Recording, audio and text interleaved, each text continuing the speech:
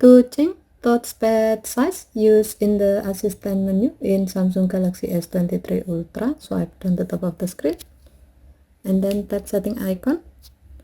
Scroll down the screen to find accessibility.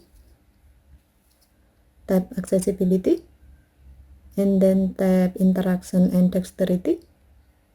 Tap assistant menu and then tap touchpad and cursor control.